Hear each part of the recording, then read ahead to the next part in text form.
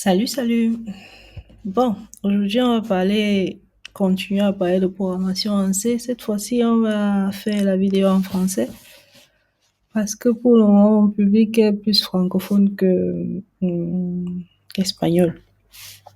Alors, la vidéo d'aujourd'hui porte sur le choix de commencer par la programmation en C. Alors, la programmation en C, en comparaison avec C++ et C#. Parce qu'il y a évidemment beaucoup d'autres langages que je ne vais pas évoquer dans cette vidéo. Alors, commençons avec la comparaison. Quelles sont les caractéristiques de C?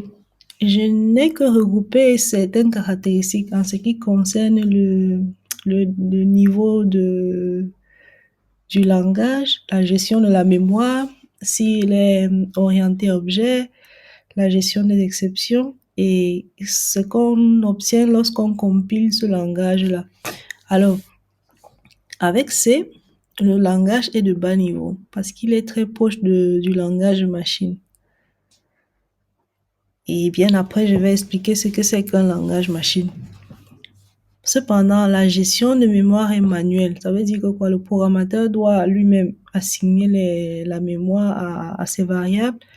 Et après l'utilisation, il doit lui-même détruire ces assignations de la mémoire, ces allocations de la mémoire. Parce que s'il ne le fait pas, la mémoire reste occupée et après, il n'aura plus de mémoire, quoi. Et C n'est pas orienté objet. La gestion d'exception dans C peut se faire avec le return. Tu mets un résultat, par exemple, s'il y a une erreur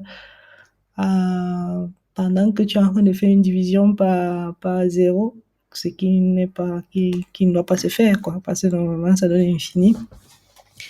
Si tu fais une division de 0, normalement, tu peux mettre que le retour soit -1, parce que ça ne peut pas se faire. Sinon, tu peux aussi utiliser les fonctions, la librairie setJump. Et ce sont les deux manières de reporter les exceptions en C. Et lorsqu'on compile le langage C, on obtient le langage natif, donc le langage machine du processeur. Maintenant, qu'est-ce que c'est que le langage machine? Bon, le langage machine est une suite de 0 et de 1. C'est un langage binaire. Et pourquoi ce langage binaire?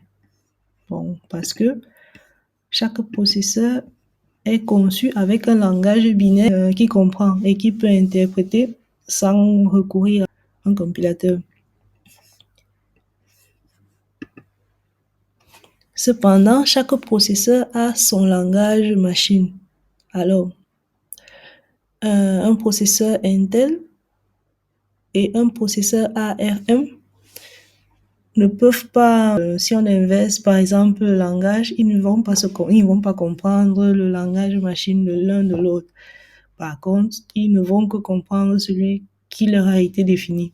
Un processeur Intel, si tu lui donnes un langage machine qui est conçu pour ARM, ne va pas le comprendre. Donc, c'est en fait ça que je vais expliquer dans cette partie. Maintenant, on passe à C++. Bon, en ce qui concerne C++, ce dernier englobe un niveau bas et aussi un haut niveau. La partie bas niveau, c'est parce qu'il a beaucoup de fonctionnalités de C, et la partie haut niveau parce qu'avec C++, on peut définir des classes et on peut définir des objets. La gestion de mémoire est aussi manuelle en C++. Et ce dernier est orienté objet, ça veut dire qu'il y aura des classes, des méthodes et ça va permettre de faire une fonctionnalité un peu plus élevée par rapport à C. En ce qui concerne la gestion des exceptions, vu que C++ a une partie de C, on va toujours pouvoir utiliser le return et le setJump, mais c'est pas efficient dans la mesure où si on utilise cela dans les objets, ça ne se libère pas en fait. L'objet n'est pas détruit. Et donc, il y a une fonctionnalité qu'on appelle try catch qui permet en sorte que on puisse bien gestionner les exceptions. Dans ce cas, le langage qu'on obtient après compilation aussi, c'est un langage machine. Alors, on retourne pour parler de C#.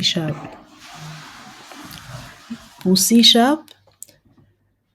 le langage est de haut niveau. Il est bien plus loin que le langage machine. Ça veut dire que quoi?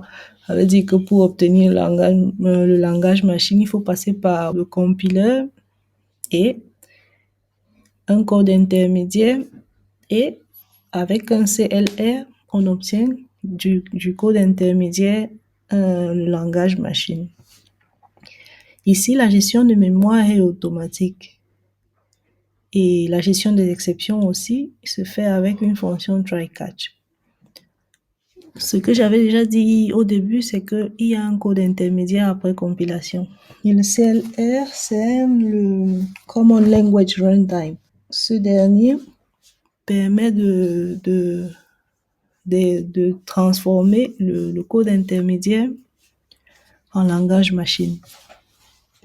Et ici, il y a un exemple que j'ai dessiné pour montrer à peu près quelle est la différence entre les trois en ce qui concerne la compilation.